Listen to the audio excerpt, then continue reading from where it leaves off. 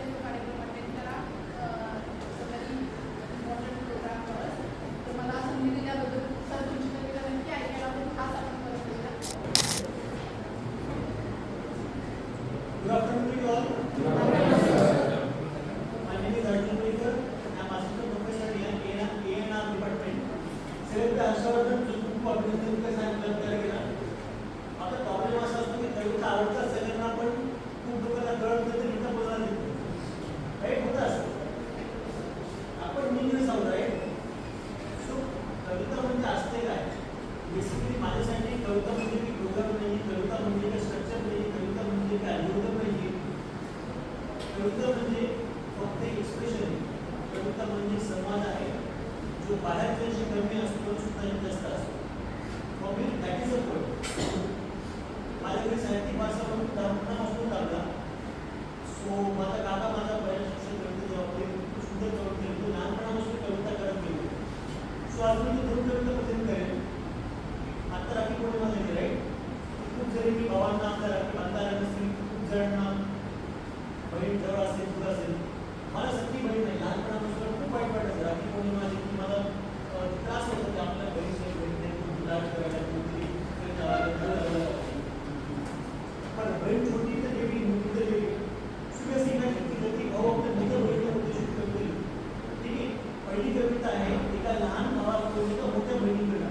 तुमच्यापैकी ज्यांना ज्यांना लहान भाऊ आले ते एकटीच इमॅजिन करा की तो तुम्हाला एक गोष्ट कविता वाचतो मी. फॅन्सी रात्री नको मला मौन सूट चालेल करू. पाचवी चिन्हामध्ये आहे. फॅन्सी रात्री नको मला मऊ सूट चालेल पुढं. चमचमणारा ड्रेस वाटून नाही अडत आपली पुढे. धावपळ थांबव जरा आज तरी बसना थोडी. वेळ कामात असतो ना बाहेर काम करते. धावपळ तुझी थांबव जरा आज तरी बसना थोडी. एकच दिवस असतो तुझा लावू खूप गाडी थोडी. ओवाळून साधी चांगली काय द्यावं कळलंच नाही. ओवाळून आज साधी चांगली काय द्यावं कळलंच नाही. किती लवकर कोण होतेस तुझं फिक्स नसतं काय. पंख थोडे फुटले काय तू झेपून घेतली आकाशी. पंख थोडे फुटले काय तू झेपून घेतली आकाशी. जुनं घर आठवत तुझ्या बघ कसं तुझी उपाशी. दुर्बली प्लॅटफॉर्म फार काही नुकत आहे अजून घरीशी. फार काही नुकत आहे अजून घरीशी. खरं करून हसताना उपरवेळी उन्हाळीशी. तुला हवं तर पुढं भांडू पण यापुढे उसणार नाही. तुला हवं तर पुढं भांडू पण यापुढे उसणार नाही. तुझ्या सुंदर डोळ्यात आता कधीच पाणी दिसणार.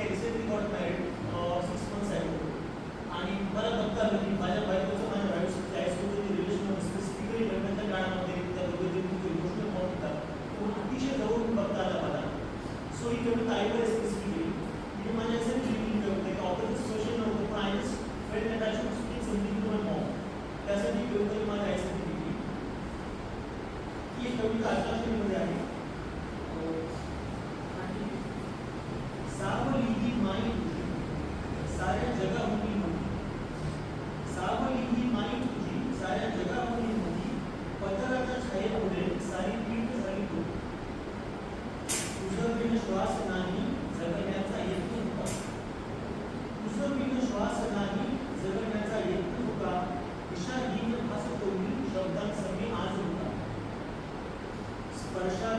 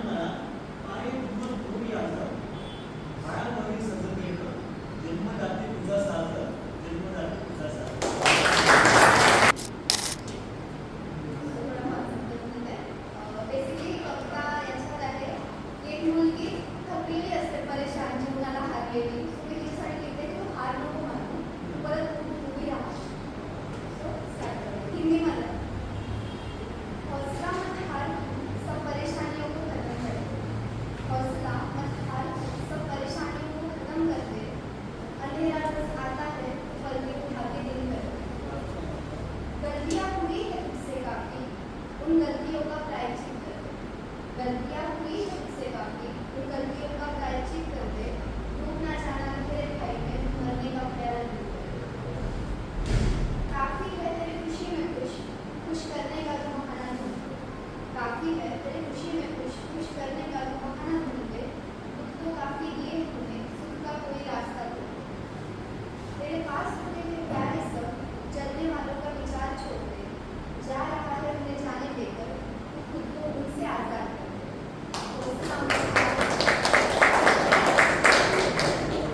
हौसला मत हार, सब परेशानियों को खत्म कर दे। कभी अंधेरा रोज आता है तो पल के उठा के दिन कर दे, पल के उठा के दिन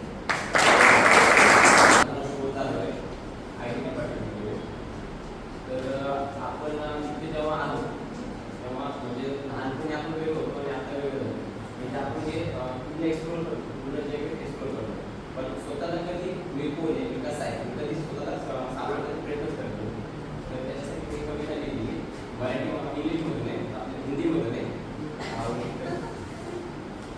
चलो आज की आलोचना बड़ी सी दुनिया में माँ बाप भाई बहन प्रेमिका सबकी नजर से देख ली अब जरा उनकी नजर से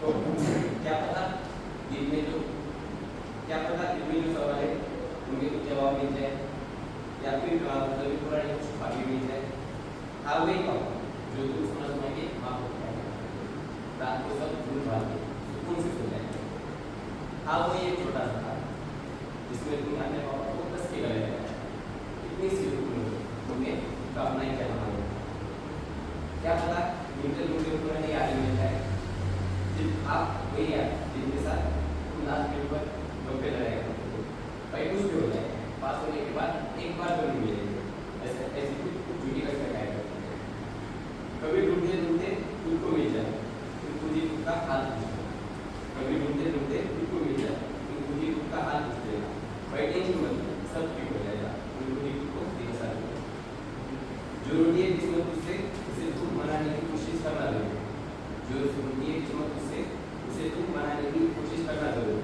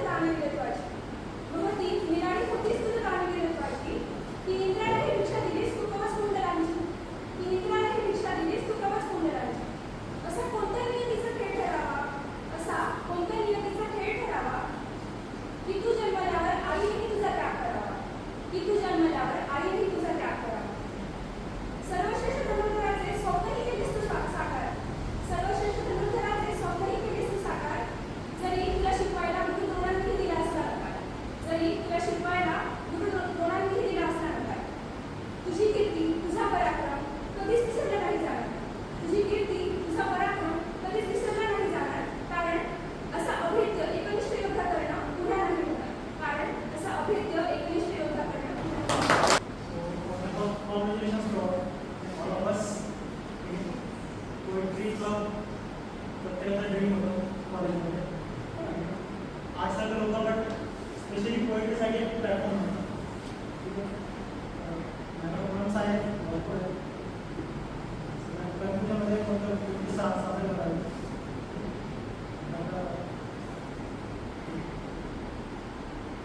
जस्ट पॉईंट सादर करण्याच्या आधी मला काही पॉईंट्स सांगायचे जे की यापुढं क्लबला फार महत्त्वाची ठरते. पहिली गोष्ट तर आपण कविता लिहितो, आपल्याला स्वतःची कविता पाठ लक्षात राहतो. मान्य करता ना सर? बट गरजेचं आहे सध्याच्या काळात, जर if you want to perform then you have to memorize your. पहिली गोष्ट ही चूक माझी स्वतःची पण आहे, but we have to improve this. Second गोष्ट, when you memorize your poem, your first task is how to present. पुढं थांबायचं, कुठं आवाज कमी जास्त करायचा. यावर पण कविता कॉम्पिटिशन नसते, पण सध्या काय कॉम्पिटिशन करतात, पोएट्री कॉम्पिटिशन असतं, लोकल कॉम्पिटिशन असते, बट त्यामध्ये जजिंग फॅक्टर असतात. ठीक आहे, आपल्याला यामध्ये सर्व करायचं असेल तर आपल्याला हे आखणी करावं लागणार असेल. ठीक आहे, सो हे 2 पॉईंट जेव्हा सांगायचे. सो पहिला पॉईंटला मी स्वतः इम्प्रूव्ह करू शकतो. इम्प्रूव्ह आधी 2023 मध्ये. ठीक आहे, बघा यामध्ये किती पॉईंट्स कव्हर अप करू शकते, जेवढे मी केले. जे नाही केले ते मला. ठीक, स्टार्ट. तुम्हें क्या लिखा? मैं क्या लिखा? उभरते हुए देश की नीचे हुई बर्बादी लिखी, तब घूंघट के पीछे दरिया नारी के आसार. शहीद जवान का वो माँ के लिए पैगाम लिखूं या उसके प्रति छुपे रहे बेगम के आवाज. देश चला रहे राष्ट्रपति की देश के प्रति वासना देश चला रहे राष्ट्रपति की देश के प्रति वासना लिखूं तब फांसी के फंदों पर लटके हुए किसान. बहनों सब जिन्होंने बर्ताव का, बहनों सब जिन्होंने बर्ताव का ये मोमबत्ती का सुझाव दिया. क्या बहनों सब जिन्होंने बर्ताव का ये मोमबत्ती का सुझाव दिया. सरे आम दूर मैंने बड़ा करके गुनाह से बचाने वाले उस डॉक्टर को भी भूल सकता. तो जानो मैंने क्या लिखा, तो जानो मैंने क्या लिखा. इन सब मसलों का मैंने कुछ इस तरह जवाब. घूंघट के पीछे दबा मैंने उन आंखों का तेजाब. घूंघट के पीछे दबा मैंने उन आंखों का तेजाब देखा. मैंने जवान की ये बेरों का वो इश्क तक उड़ा. राजतंत्र से परे जाकर मैंने बढ़ रहा गणतंत्र. राजतंत्र से परे जाकर मैंने बढ़ रहा गणतंत्र लिखा. खेत सरहद की माटी से मैंने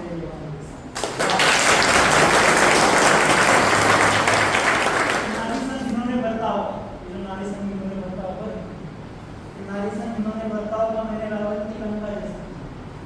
तो कुछ ऐसे ही बातें समझ कर मैंने एक खत वतन पे, कुछ ऐसे ही बातें समझ कर मैंने एक खत वतन पे नाम लिखा.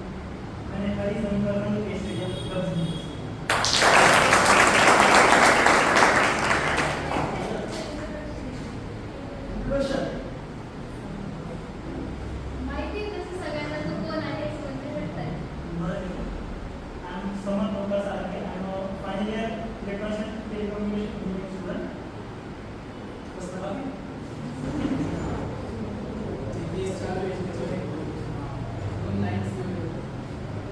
क्या सच में हम आज़ाद हैं? क्या सच में हम आज़ाद हैं? क्या सच में हमारे देश की बेटी सुरक्षा में है? लगता है अब सुरक्षा, आज़ादी, कानून देश की किसी किताब के पन्नों में ही सीमित रह गई. देख रहे हैं ऐसी आज़ादी को जहां आवाज़ उठाने पर दबाया जाता है. हमारी इस बहन को न्याय दिलाने के बाद क्या फिर से एक और बार न्याय के लिए लड़ना पड़ेगा ऐसी दरिंदगी से? इस देश की बेटी कम खिलौना ज़्यादा बनती जा रही है और इस देश का बेटा कम दरिंदा ज़्यादा बनता जा रहा है. देखकर यह तमाशा कुछ लोगों ने आंखें खोलने की जगह बंद कर ली है. कैसे रोके इस हैवानियत को? ये एक सबसे बड़ा प्रश्न है जिसका उत्तर देने के लिए कोई तैयार नहीं है. क्या यही है आज़ादी?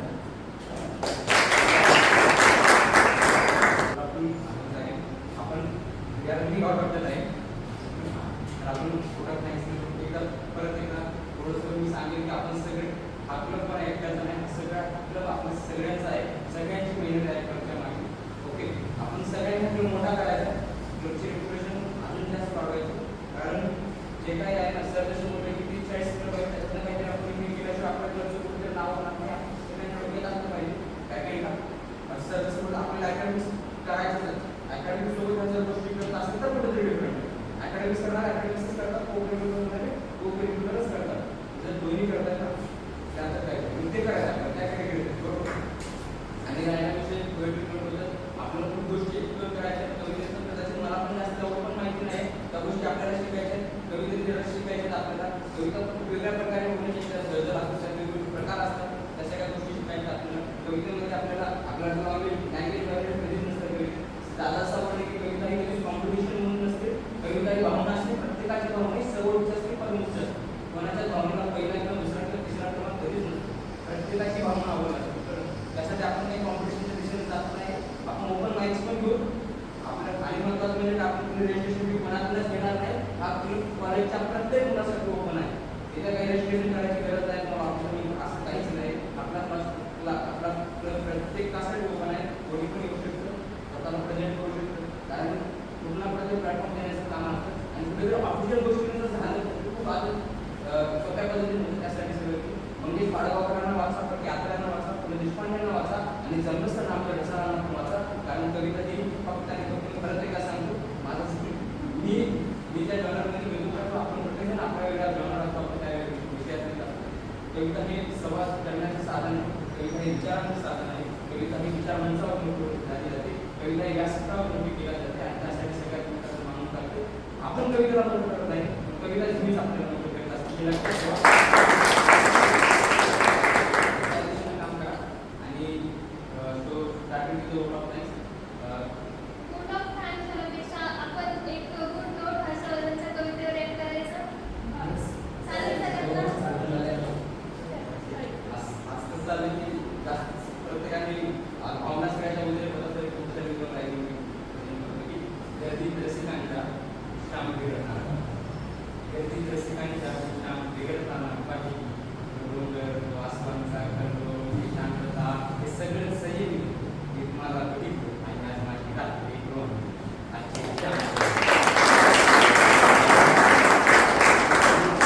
असं म्हणतात की हर्षवर्धन प्रेमावर लिहित नाही, हर्षवर्धन लिहितो कधी तर कावळ्याने शेवटचा घास खावा ही मुळीच अपेक्षा नाही माझी.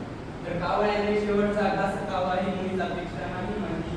तुम्ही रडावे ही वेळीच अपेक्षा नाही माझी. पण जर ती आधीच गर्दीत जावी तुला आधी धन्यवाद.